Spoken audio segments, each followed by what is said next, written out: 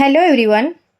तुम्ही कधी विचार केले आहे का, काही लोक खूप मेहनत करूनही गरीबच का राहतात आणि काही लोक कमी मेहनतीतही श्रीमंत कसे होतात?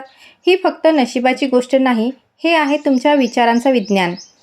लॉ ऑफ अट्रॅक्शननुसार एक सिंपल रूल आहे. तुम्ही जसं विचार करता तसंच तुमचं आयुष्य बनतं.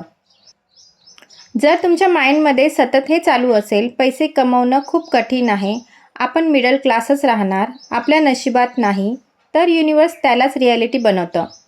सायन्स पण हेच सांगते. तुमचा सबकॉन्शियस माइंड तुमच्या बिलीफप्रमाणे डिसिजन घेतो. लोक गरीब राहण्यामागे 3 मोठी कारणं असतात.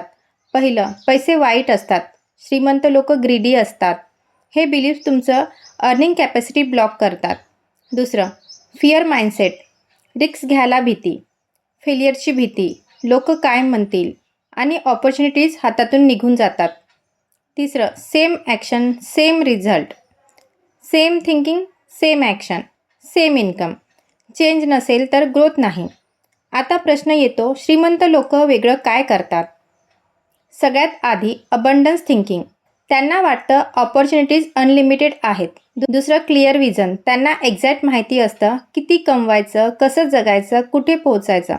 तिसरं, ॲक्शन प्लस बिलीफ कॉम्बो.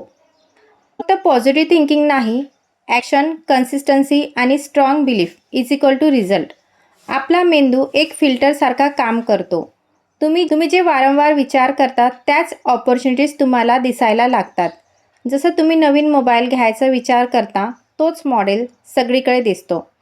तसंच जर तुम्ही विचार केला पैसे कमवू, तर तुमचं माइंड सोल्युशन शोधायला लागतो.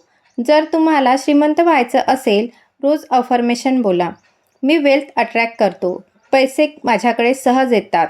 तुमचं एन्व्हायरमेंट बदला. निगेटिव्ह लोकांपासून दूर राहा. ग्रोथ माइंडसेट लोकांसोबत राहा. हाय इन्कम स्किल शिका, डिजिटल कम्युनिकेशन, बिझनेस वगैरे.